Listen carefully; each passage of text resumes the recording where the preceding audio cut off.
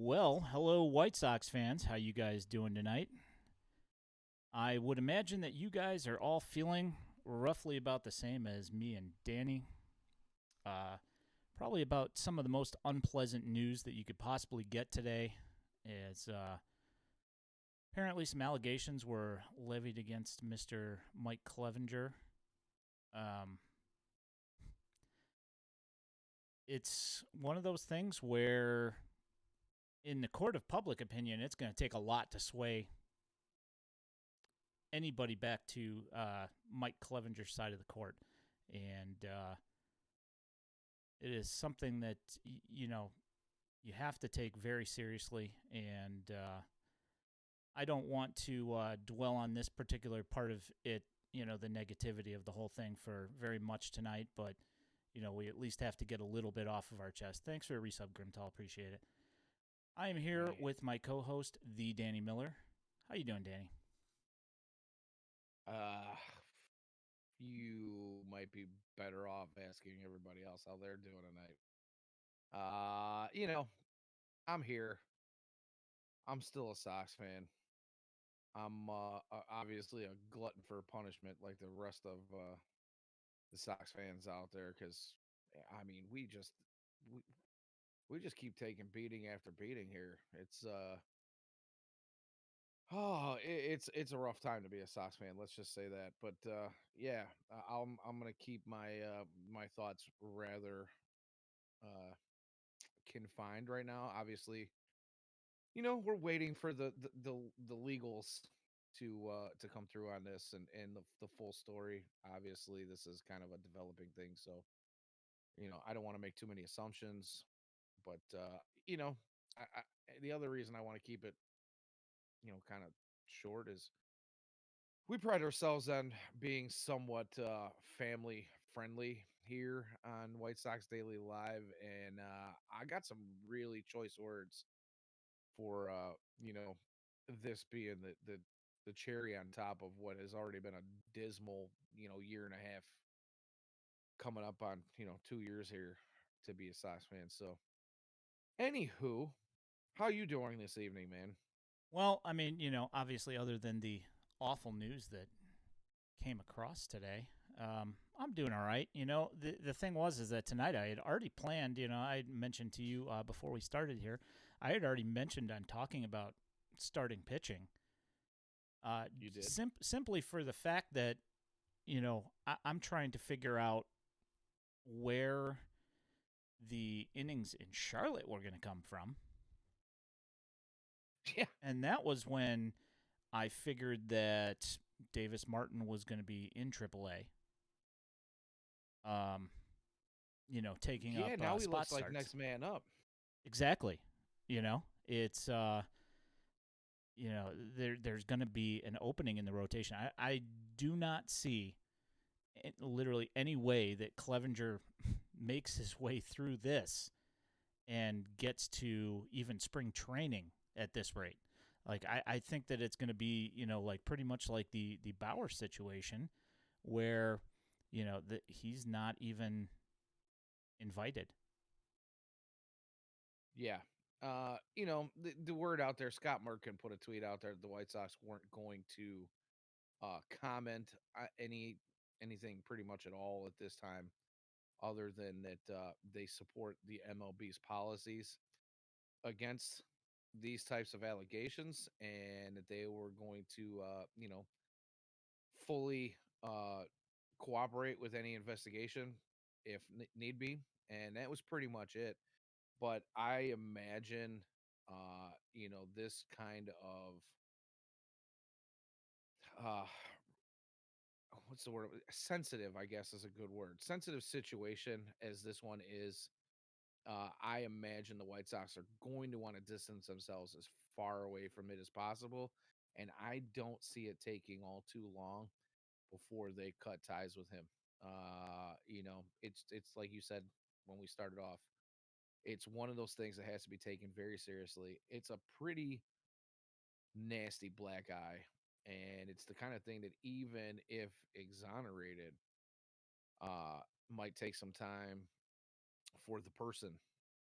to recover fully, because there's always going to be that contingent of folks out there that don't buy, you know, into anything. The court of public opinion often is, you know, guilty until proven innocent, and even after proven innocent, people tend to kind of lean towards the guilty side. It's just one of those things. But yeah, I imagine the White Sox are probably going to move pretty swiftly on this, because this is some serious, serious stuff going on there. Yeah, and I like court of you know public opinion, especially in today's climate. There is zero margin for error when it comes to situations like this, and you know I'm sure that most of the people here have seen the Instagram clips and of the screenshots from the what I assume is the forever ex of him. You know, it's going to take quite a bit for any of that stink to wear off. And I'm pretty much of the thing that this is like career blackballing type thing. You know, Yeah. similar to Bauer and I Jim Tomey's wife tweeted out that birds of a feather flock together, and it's Bauer and Yeah, I assume Clevenger are that's good meant. friends. I would Yeah, hope yeah. that I was gonna that it's say, meant about Bauer and certainly not about the White and not Sox. the White Sox in general. Oof. If yeah, if I mean the tweet was somewhat vague, but I mean I would hope that that's what it is, considering that Jim is an I would ambassador for the White imagine it Sox. is, being that her husband is still employed with the White Sox as a fan ambassador, team ambassador. You know, and there was no sign of any kind of malcontent from Jim Tomey during his time as a player, which is pretty obvious, considering he did take a job within the organization after leaving the field. So I'm pretty sure she's probably leaning, or at least directing that towards Trevor Bauer, and we see where that whole thing went. Even after the U.S. legal system and the state legal system kind of gave him, I won't say a clean record, but they gave him at least as positive as an outcome that he could have hoped for legally. The implications on him personally have not changed much at all. He's looking a little bit untouchable right now, and I can imagine that Clevenger. Now we're talking about you know allegations that not only one woman was involved, but an ex, as well as three children, possibly. One of them being a tender age. So, uh, yeah, not looking real well. Yeah. I'll hop over to the chat here. So Grimtall says, is Davis Martin the guy who gets at least some of the innings? I would have to imagine so. I don't. Yeah, I don't unless they really. pull some crazy move, which at this point in the off season, it's possible, I guess, but I can't imagine that the White Sox were looking for the type of guy who could slot in the middle of the rotation, like Clevenger possibly could have. And they might find themselves a little bit behind the curve. Yeah. So, I mean, it's at this point, we're yeah, we're you know 3 weeks away from spring training. yeah, pitchers and catchers report soon, and yeah, there are some guys that are out there still, but as far as you know quality pieces out there, I mean, you're looking at the chum, it's just like Well, and it's the thing, spare parts. Clevenger was that guy who was a really good choice for a bounce back candidate, being where he was in his ramping up after his surgery, and now being another year removed from Tommy John. The type of player that you kind of went and got a sweetheart deal for a guy who could potentially go back to where he was a couple of years ago, where he was fairly dominant at times. And now that you take that away, and it's going to be difficult to find anything that even remotely resembles That that kind of upside. upside Yeah, potential. absolutely. And who knows? I mean, Clevenger, there's a chance that he might fall flat on his face and not be worth anything. But there aren't too many guys left out there that show that same kind of potential at the same kind of money that Mike Clevenger was going to be getting for the White Sox this year. So yeah, I would guess just like you guys that Davis Martin is looking like the next man up. And unless the White Sox pull off something clever, I don't. I'm not real excited about where this might go. Yeah, I'd bring up what Luis says here in the chat. It says this organization is so unlikable from the players to the front office. And, I tweeted out from our account today, that I steered my son, you know, towards being a White Sox fan because that's what I watch, and it is, a cruel and unusual punishment to be a White Sox fan sometimes. I mean, just from the way that the front office operates. Hey, what's up, Pusher? How you doing? From the way Well, sure. the way the front office operates, the way the owner operates, and I mean, there are just so many things. Is it really soft? Okay, I'll bring that up. We're going to play the game the right way. We're going to earn your trust. And what comes out a few hours later, but that news. Oh God, timing is everything, man. Yeah. So now I got a tinfoil hat theory. Oh boy. What are the odds that they found out about this yesterday and cut that up and then just release that today beforehand?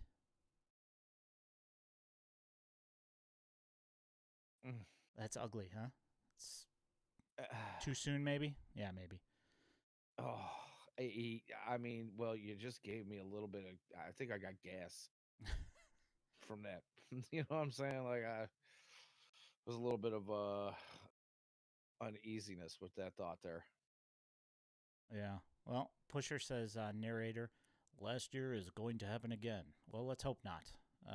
I mean, I know you don't care, Pusher, but, I don't think any of our psyches that are listening to this or watching this at this moment really could take another 2022 again. Grimtall says, I wonder if Romy and Colas being in the video is a message. And I think they could earn some trust and release that one guy. Yeah.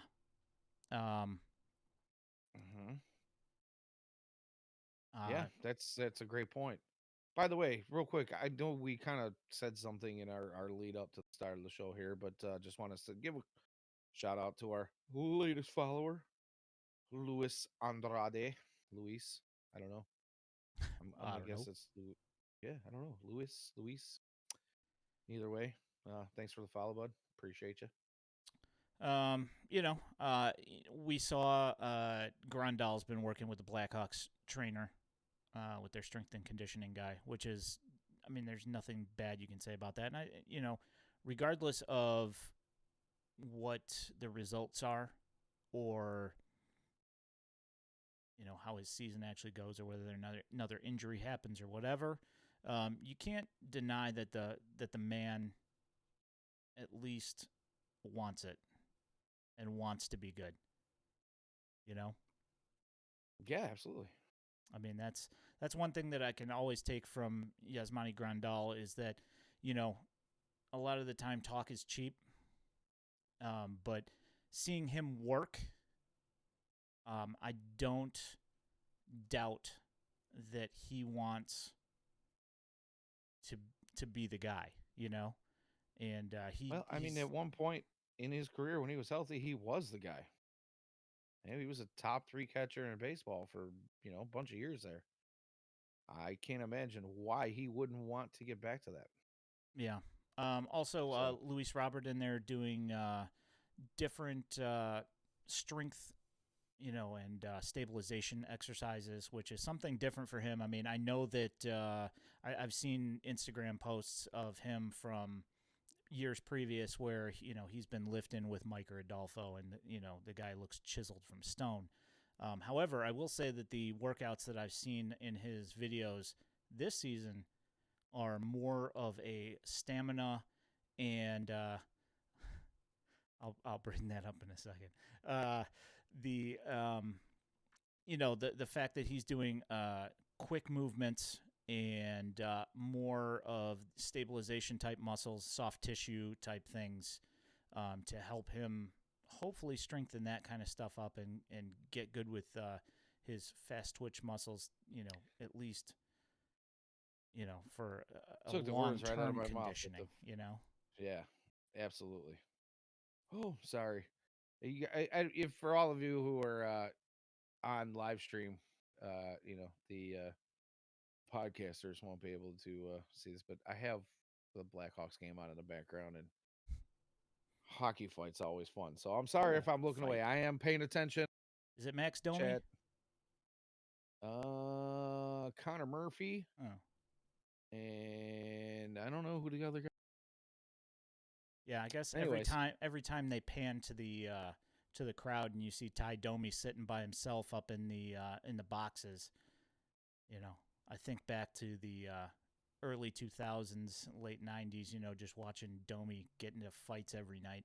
Oh, one of the best goons to watch ever, man. Absolutely. I can't believe that the apple fell too far from the tree with Max, but No. No, I don't think so either. Grimtall. Some guys make an entire career out of, should have been a boxer, but couldn't make it in boxing, so I strapped on some skates. Yeah, well, hey, at least there's some skill there other than just punching somebody in the face. He had other talents. I just love how they're calling them enforcers now. Like, let's, call a goon, man. You know what I'm saying? Let's not try to pretty it up. You're an enforcer if you can play hockey and box a little bit.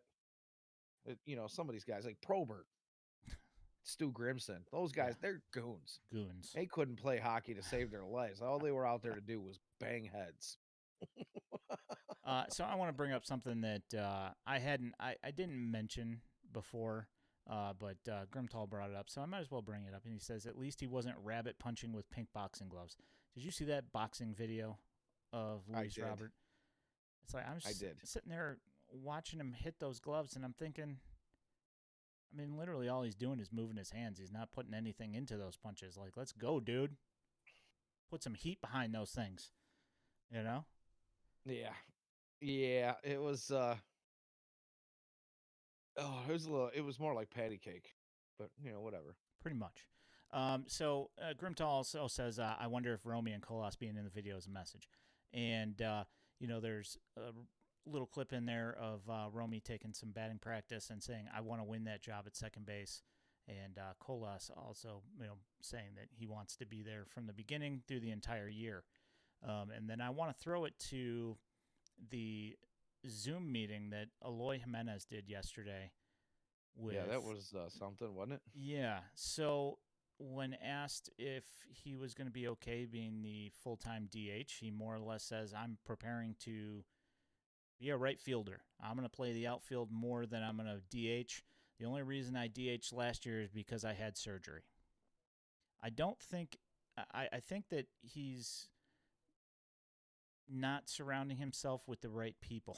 Because I don't think they're telling him the truth. Somebody's lying to you, bro. I mean, we've seen him play the outfield. I will say that when I watched him in Charlotte, I felt that he was a better outfielder in Charlotte than he has been with the White Sox. I will agree with that. I felt that his routes were better. But since he's been up with the White Sox, I mean, he's done nothing but get injured. Between, trying to slam dunk and break the backboard against Sean Murphy fly ball 6 feet over the fence, or, You're not even close, dude. Being a Gorton's fish stick and jumping into the nets over in the corners. Fish stick, that's a good one. I mean, it's like the guy is just hasn't shown that he can stay healthy when playing in the outfield. And, I mean, that doesn't have anything to do with the fact that last year his injury came running to first base. Regardless of that, Right. he hasn't proven that he can stay healthy. So wouldn't you try and take him out of that equation as often as possible? It makes sense. And it sounds like that's Pedro Grifal's plan. I mean, Pedro Grifal says, he might put Eloy out there once, maybe twice a week. But Eloy seems to have other ideas. Now, maybe that means, he's just trying to tell us that, he's going to try to earn that spot in spring. Because I don't think it's going to fly when you go into the clubhouse and you tell the manager, I'm not going to DH. Managers don't typically take that kind of back talk very well. And that would be unfortunate. Now we know Eloy's a clown as well too. He's a pretty well mannered kind of guy, just a fun loving, big knucklehead, Um, but just going back to you talking about watching him in Charlotte, and I felt the same way because I watched, some of the clips of him in Birmingham and then in Charlotte, and there were some market improvements between the two, and it was kind of the tagline that was put on him his whole way up through the minor league system was when he needs to improve in his defense. We remember the whole check the boxes thing, right? And you could go on Twitter any day of the week, and there was check marks, green and white check marks all over everywhere. Twitter, Yeah. everywhere. And the defense was the one thing that they kept saying that we were waiting for him to check all the boxes, and he did improve. And then he came back, he came up to Chicago, and he looked clumsier than I think I'd ever seen him. He just looks clumsy. So, I don't know. During that same Zoom interview that you were talking about, and I watched on MLB Network, I caught some highlights of that and clips, and one of the things that they brought up there was that he was on some new workout plan himself. Yeah.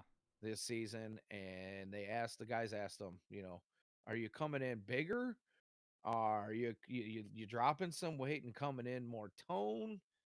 What's the deal? We hear guys are putting on 15, 20 pounds a muscle. We hear guys are coming in lean and fit. And of course, Leon, Eloy, being the clown that he is, pretty much said, you'll just have to wait and see. Yeah. It's a surprise. Yeah. So I don't know if he's trying to win this job in right field or if he's trying to, just maybe blow a little smoke. Might be a little bit of both. I don't know. But again, I hate to beat a dead horse. But we've been talking about this for over a year now. We have guys who are actual outfielders in this organization. And that was your major acquisition this offseason was grabbing Andrew Benintendi,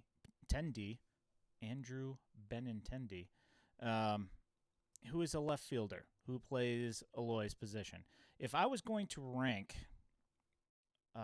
in relation of difficulty, hardest to easiest, it would be center field, right field, left field. So if I am going to... You're already playing the easiest. Yeah, you're exactly. Already playing left field, which you don't need an arm for. Basically, all you have to do is be a warm body out there, and you'll at least be generally in a lineup all the time. But, now you want to take him and put that arm into right field? I mean, it was okay for a left fielder, that arm, but in right field, he's going to be, he's not...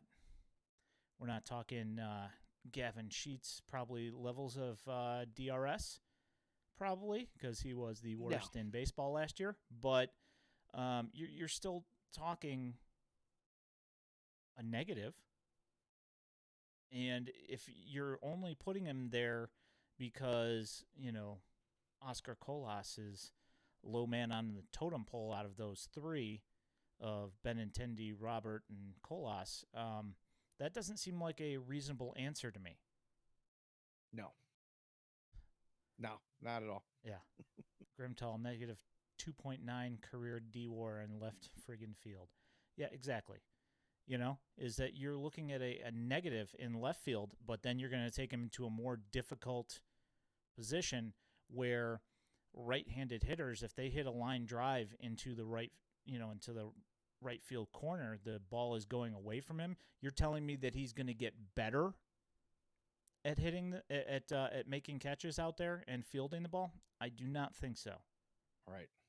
Right. And it's not a fact that he's got a weak arm. He's got It's okay. decent power behind his Yeah. throw, but he couldn't hit. He couldn't hit a bus standing still Yeah. with that arm. You know what I mean? Like, Olin Kreutz is was a better snapper. Or who was the guy? Pat. Patrick Who Manley. was the? Yeah, thank you, Patrick Yep. Manley. The guy was like, long snapping footballs from moving boats through, open windows, Yeah. whatever. I would trust the accuracy more. I agree. One But thing anyway. that was also interesting that came from that interview was he was asked if they had leadership to make up for Abreu being in Houston now. And his response was, he paused for a few seconds and then he said, I can't answer that. And that is an issue because the people that you brought in the off season of note were Benintendi, which is he's a hard worker and a good influence type of guy, but he is he's new to the team. You also brought in Clevenger. We know where that's gone.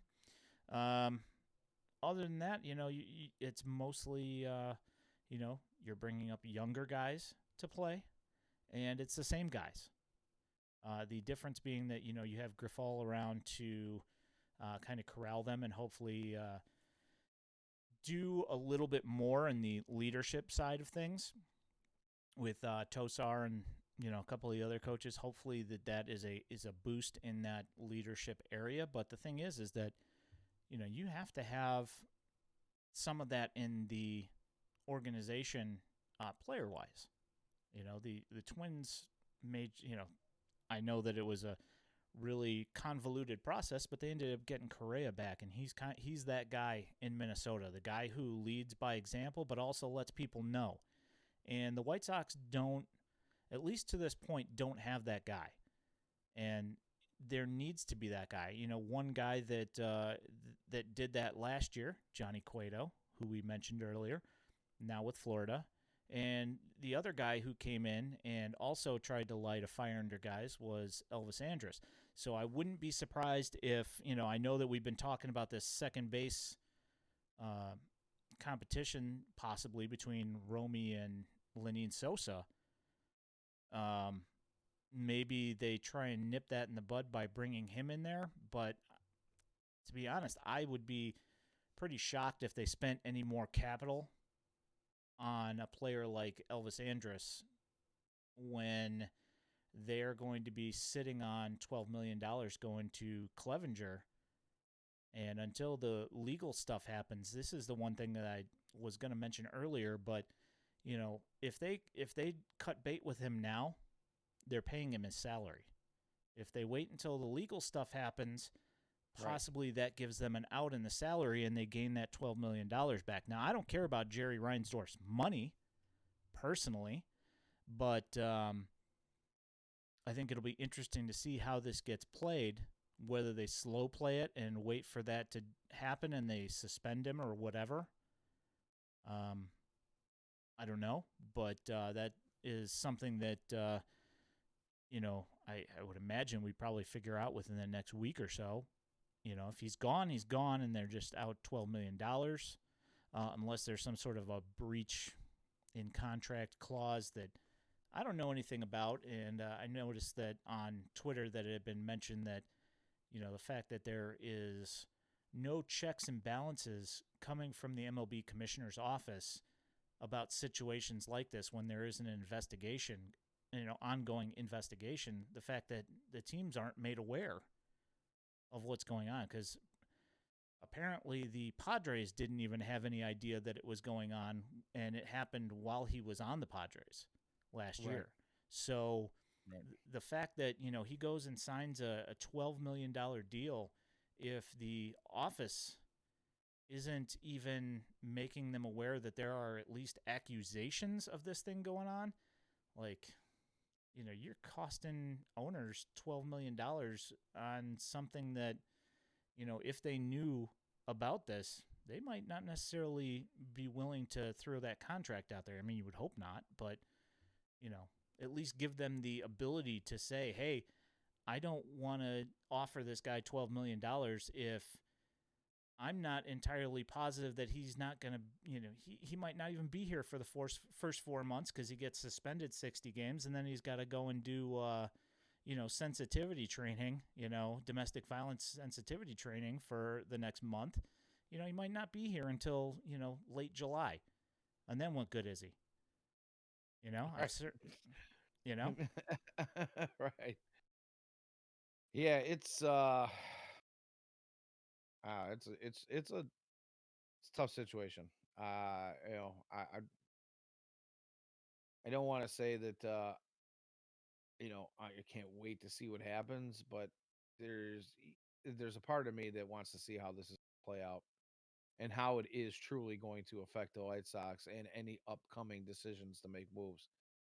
Especially since we know that the money is supposed to be anywhere between where it is pretty much now and from what we heard was close to what the payroll was last season. So that potentially could put a damper on any upcoming moves and possibly any moves at the deadline for all we know.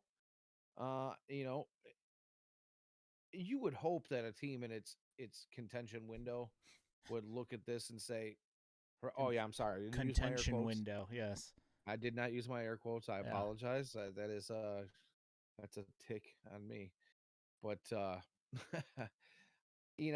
team that is quote unquote in their contention window should be able to look at this and say, okay, well, it looks right now like there is at least something to be investigated. There's smoke. Whether or not there's fire remains to be seen, but you know the old saying. Yep. Is a Major League Baseball organization, do you not kind of look at that money as like 12 million off the books and go out and maybe try to find a replacement for that player that you brought in? At this point, is there somebody worth that, though? Well, and I'm sure Rick Hahn can find 4 guys worth that right that's now. exactly what I was going to say, is that we know that the White Sox, with the way they operate with free agency, that they'll go out and find 2 guys that are $6 million to fill that $12 million, but neither one of them is going to add up to what Clevenger did, which is right. Their MO for free agency for the last forever, pretty much. We'll sign 4 $3 million a year pitchers, relievers. Yeah, we'll try and catch lightning in a bottle like Johnny Cueto or Carlos Rodon, Yeah. Yeah.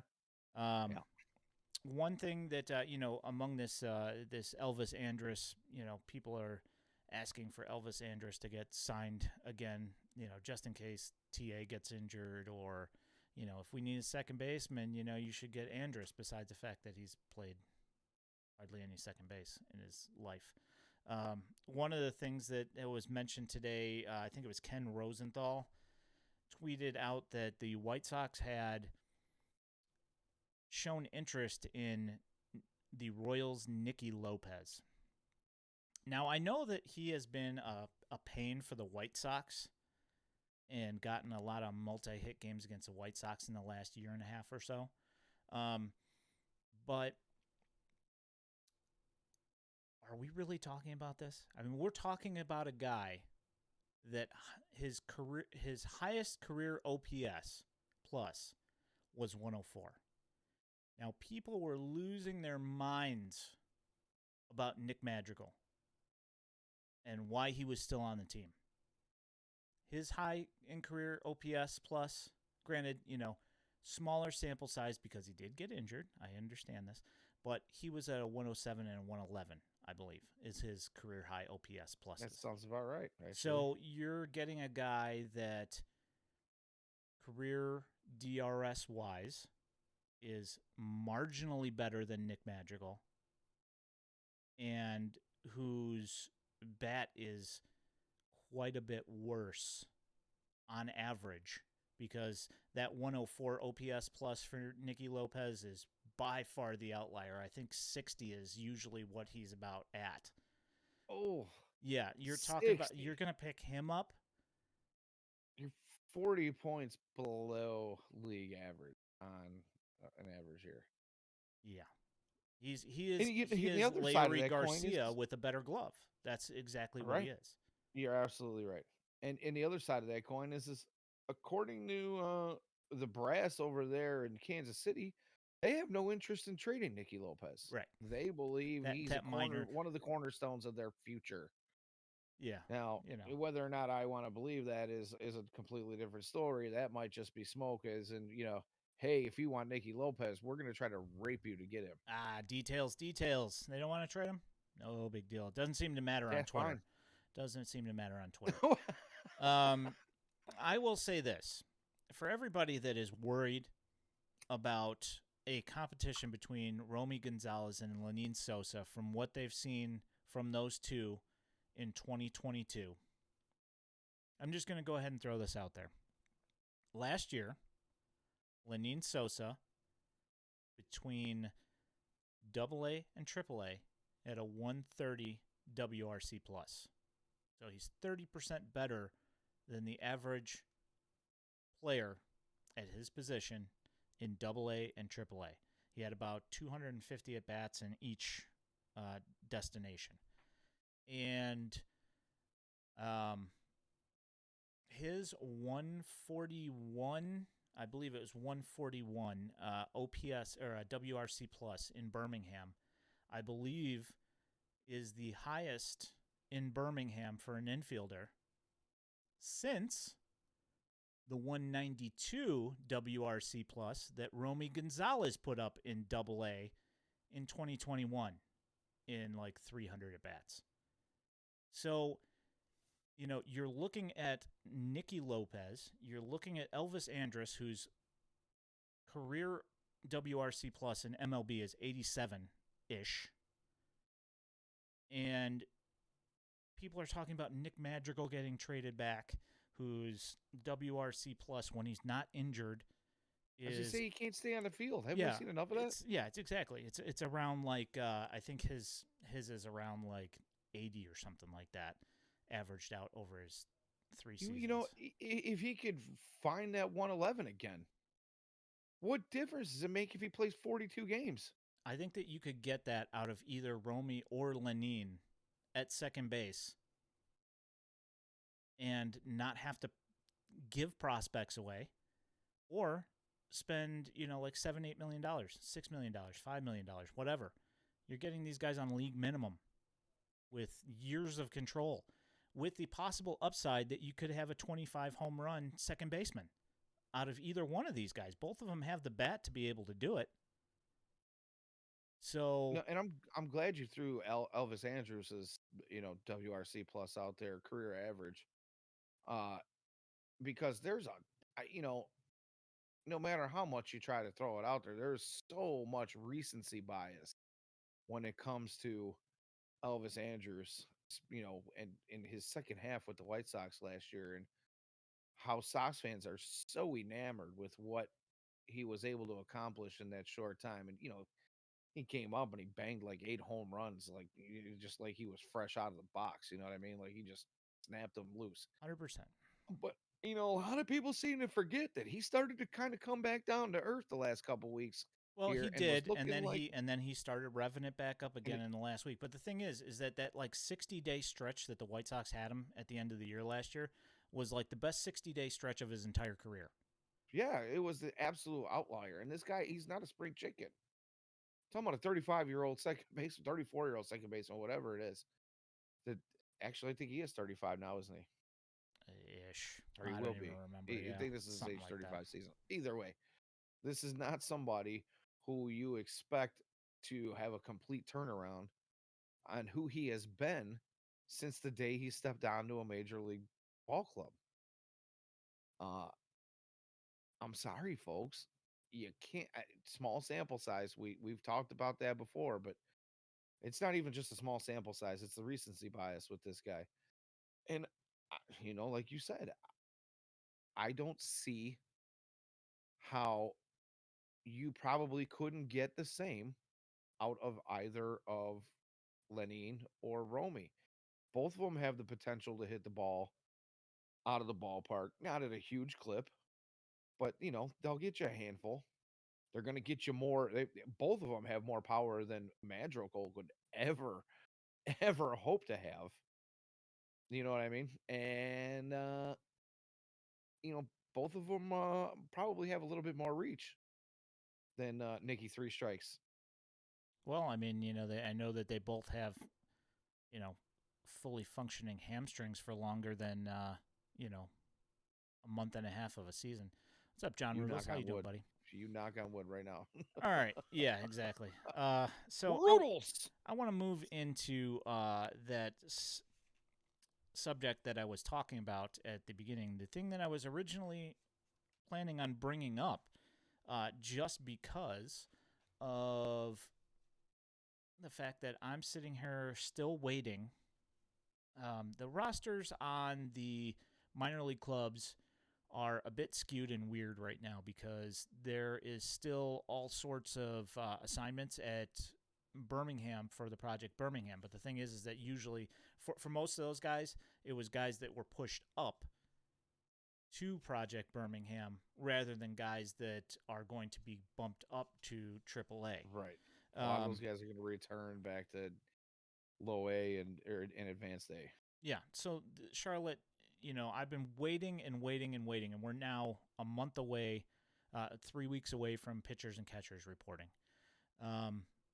And I keep on seeing starting pitching, getting signed via what is it, Tom Baseball on Twitter. It's the MILB signings website that when somebody signs with a team, this site tweets it out. And the White Sox have not been signing a whole lot of starting pitching for Charlotte.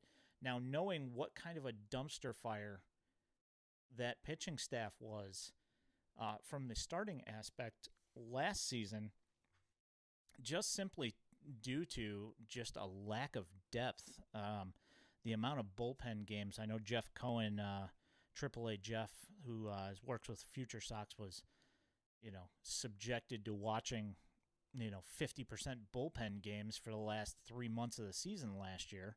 And I was as well, doing the video stuff. That pitching staff, the relief staff was fine. There were some guys that definitely took a step forward. And, with the, how hard it is to pitch in Charlotte, you can't hold a lot of that against some of these guys because it's hard to have a whip below 1.2, No, and 1.3 there. On top of the fact that they were just being taxed. They were really, lots of really innings. being taxed. Yeah.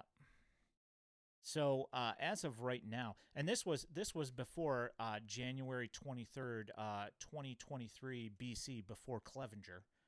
You had you had Davis Martin slated to be in AAA, on another option, because you were supposed to have 5 starters.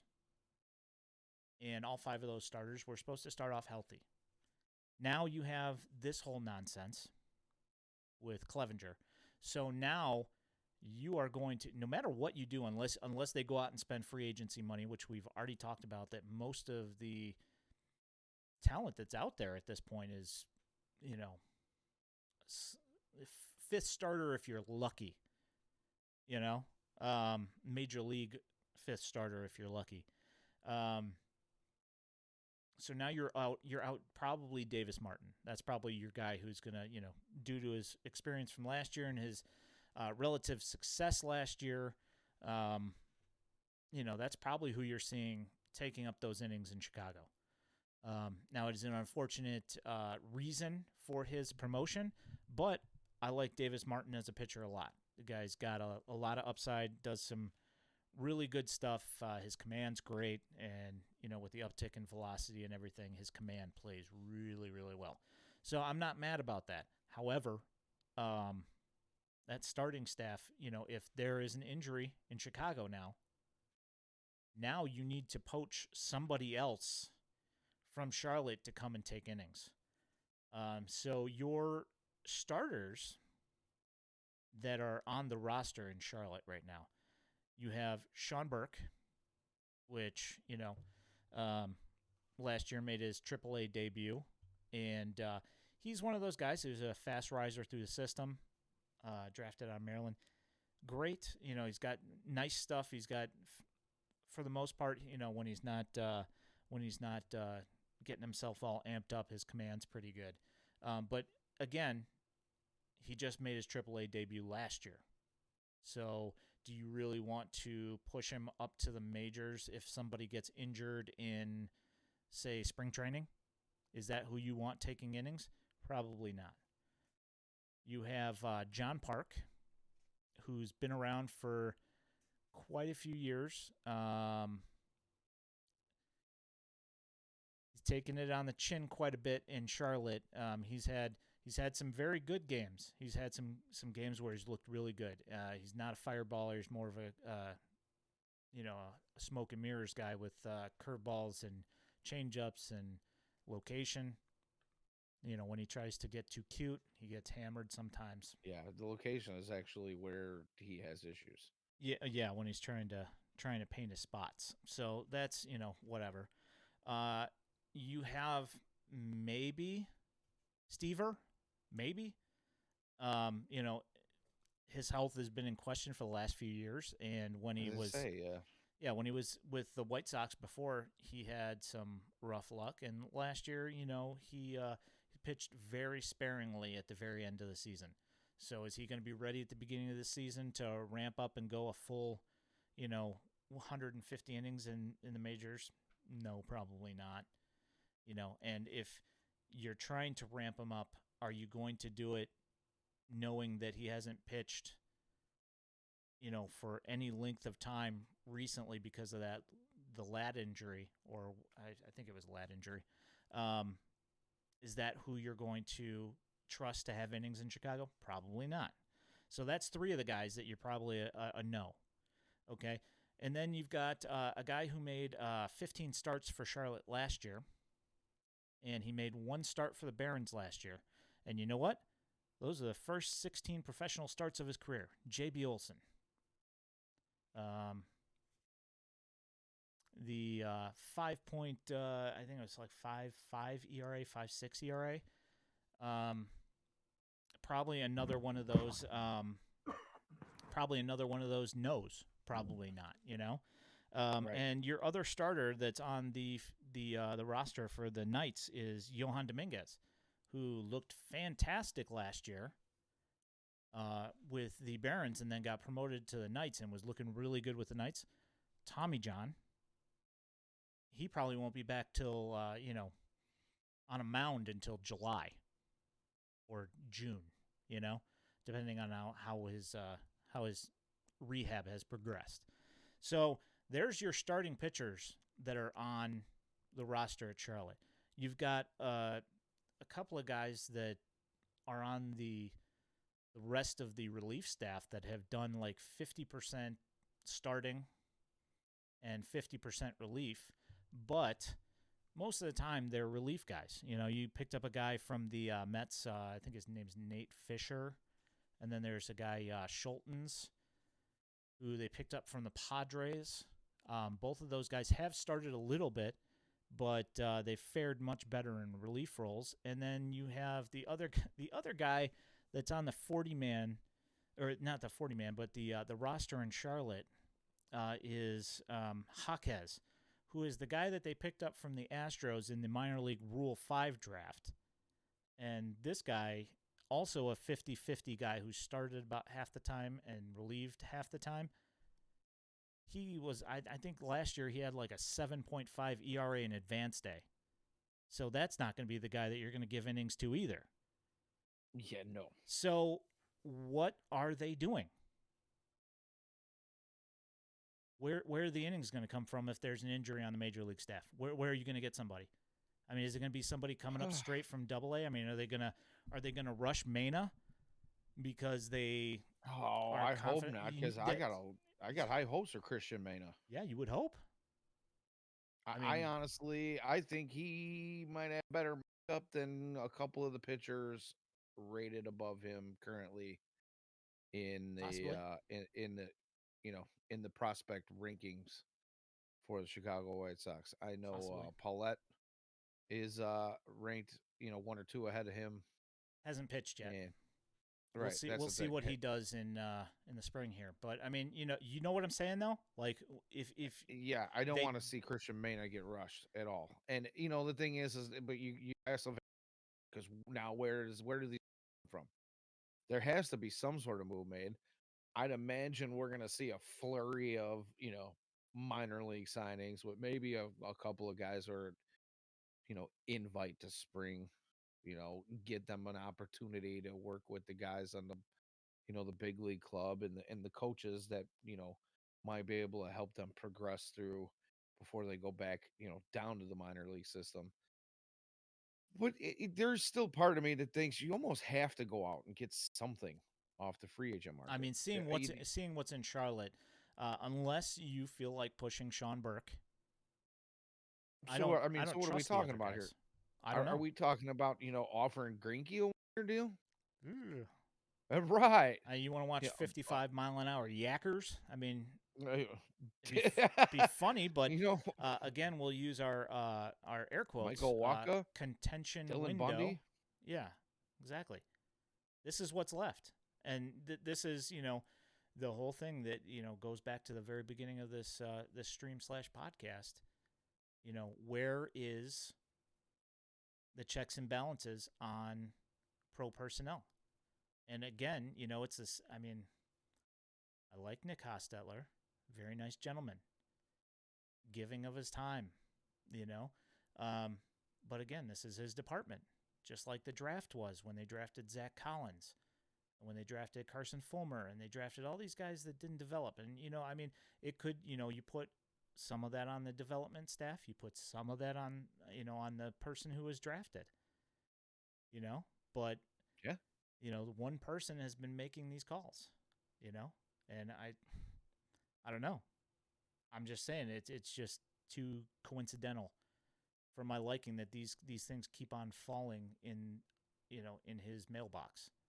No, and that's the thing.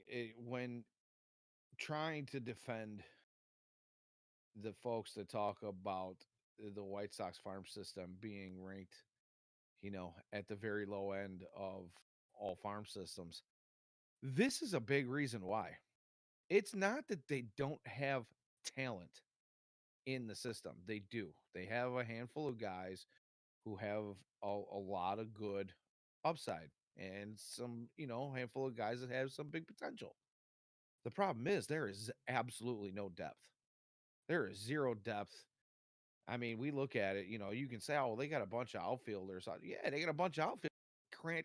They can't crack the majors with a team who had two first basemen and DH is playing outfield the last couple of seasons. Yep. They've got some infielders. They do. Most of them are young and well below their development level right now to be even talking about, moving up from one position to the other. People will say, oh, well, there's that Colson Montgomery guy. Yeah. How old is he? How long has he been in the Hey system? man, I've And heard give he's the coming up in June. I've heard that in a couple of places now. uh, yeah, a la Gordon Beckham. Yeah. Oof.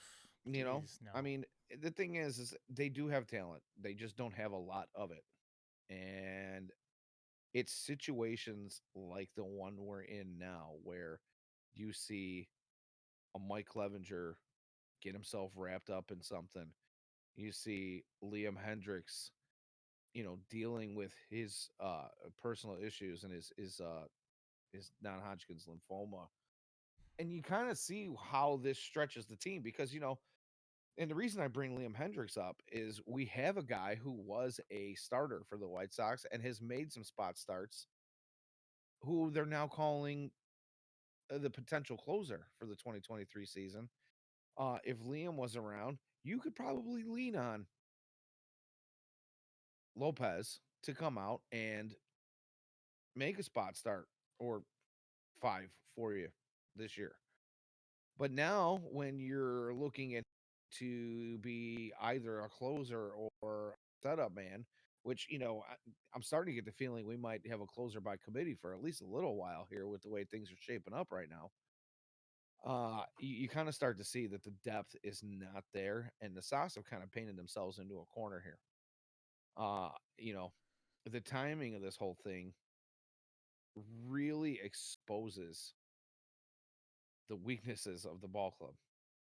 It really does. And it puts the Sox in a bind that I don't think any of us were expecting to be in at this point of the offseason. Like you said, we were looking at a starting five rotation that generally looked like it was going to be healthy. We weren't hoping for guys to, work their way through something in the first month of the season or, we're ramping from something else.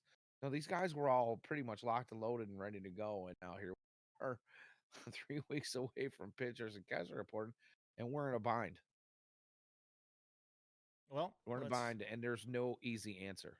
Let's hope that something comes up here in the next couple of days. I mean, I would not be lying if I said I hoped that they just ate the $12 million and cut him and got rid of him right away and had some sort of a backup plan. But whether that, also let's not even get into the whole. I expect the trade market to be far more fruitful than the free agency market, Mr. Hahn. The only trade that they've made is for Gregory Santos. And I'm hearing rumors of Nicky Lopez, he of the 60 WRC plus for his career. Like, what are we doing here? I mean, I understand that he wasn't looking for a start. He probably is looking for one now, but he wasn't looking for a starting pitcher, today until that news came out, or yesterday when they found out before they decided to make that hype video. No, I mean, it was generally thought that our second baseman was going to be acquired through trade at the beginning of this offseason. Yep, that was when the offseason started. It was pretty much a general consensus for pretty much everyone out there that Oscar Colas was going to be given every opportunity to win the starting spot in right field. So what did that leave you? Well, your biggest glaring hole was second base, right? And now everything that we've been told since hearing that is that you can pretty much forget about trading for a second baseman. We have a couple of guys in the organization that every opportunity to. Yeah. And now we're down pitcher. Yeah. And now they have to the closer something that they were dangling, or at least that most people assume they were dangling. You lost possibly your biggest trade piece for this season. And I don't want to sound insensitive because what's going on with Liam is it's terrible. It's scary stuff. Yeah, it's awful. It's scary stuff. But the White Sox continue to roll. The season's going to come, and you have holes and positions of need that you need to address. And we're 3 weeks away from camp. It's like I feel like it's a broken record every year, and they give us some glimmer of hope, only to be kicked in the balls like Pele doing a bicycle kick for a goal. I get no joy. And everybody no here having heard this is now stupider. I award you no points, and may God have mercy on your soul. All right, well that's a good place to put us out of our misery for the week. WhiteSoxDaily.substack.com. You can find this in podcast form tomorrow, maybe actually later tonight. I'll probably just release it later on tonight. Would also be available in all of your favorite podcast locales. When's the last good off-season and trade deadline? Oh, I mean, that's a good question, John Rudels. There have been a couple ones where people were excited about the off seasons, but those are usually coupled by disappointment. I'd say that probably the follow through is never there. Yeah, the pre 2017 trade of Chris Sale, Yohan Moncada, Michael Kopech trade. That was probably the last one where people were like really stoked about a move because they knew that the White Sox were moving in a I mean, I guess maybe the Grandal. I was happy that Grandal got signed. I was happy about that, but I was not happy about Keuchel getting signed. So, No. I mean, there's been some hit or miss ones out there. I don't know. I remember, what was it, the offseason where the White Sox were not expected to make any moves whatsoever, and they went out and Got they Benintendi? there's well, I'm talking about before this year. Yeah. Because we didn't really expect much this year, and we got Clevenger and Benintendi, and now we get the reality that that's going to be just Benintendi. But no, I think back to when the White Sox hired the previous year's home run king to play third base for him, and I think they made like 6 or 7 other moves that potentially looked like, I think it was what they call it, was like a retooling year and not a rebuild year. And then what was that, 13? 14? 15? 14? Yeah, it was 15 maybe. Oh, it's Todd Frazier 15? is here for 2016 for sure, because that's the season that started off looking like a house on fire, and then it actually did start burning. It was 2015 maybe. 15 or 16 maybe. Maybe it was 16. Yeah. And Jimmy Rollins. Yeesh. Anywho, WhiteSoxDaily.substack.com is where you can find articles and this podcast, other than your normal places. At Daily White Sox on Twitter. You can find us on YouTube and Facebook. We have pages. Just go ahead and search White Sox Daily on there. I just did put I put the Pape Rodriguez 5 home run stretch where he hit home run in 5 straight games to tie the Southern League record. That happened. Yeah, I watched it on year. YouTube the other day. Yeah. Very nice edit you put together there. Thank you for that. So you can find us in both of those places. And you can find us here every Tuesday night for the next couple of months while I've got baseball with John Rudels on Monday nights. We have moved to Tuesday nights. And we appreciate you guys coming, hanging out in the chat, and coming to watch and take a listen. Yeah, I think that's a wrap for this week. You good, Danny? Yeah, I'm good with that. I don't know if I'm good with the show. I don't know if I'm feeling good about the White Sox much at all. Yeah. Well, this is just going to be a slugfest out here at the Hawks again. Sorry, I'll keep catching some skirmishes. But anyway, yeah. As far as the show goes, I'm good. I'm hoping that we get some more information in the next coming days about the situation, that the state of the organization, if you will. I don't expect any of it to be so blistering that we have to get on the air and do a show. But if that probably not and if something were to come up, maybe we'll do a quickie. Hopefully we'll get a big trade for, I don't know. I don't even want to speculate. Whatever. I'm done. I'm so, you know what? We started this thing on a note where I was just already like, I was flipping through Twitter right before I can't be happy. I mean, pre-show. We can try and be as happy as possible, but I mean, it's just a bad situation. No, I set myself up for this though, man. I got home from work and I sat down and I left my phone sitting down. And I picked my phone up 5 minutes before we went live and I started reading through this crap. and it set my mood and my tone. So here we are. So, anyways, good night. All right. Well, I re- thanks for coming and watching and listening and hopping in the chat. My name is Ian Eskridge, for my co-host, the Danny Miller. You guys have a great night, and we'll talk to you guys next week. Thanks.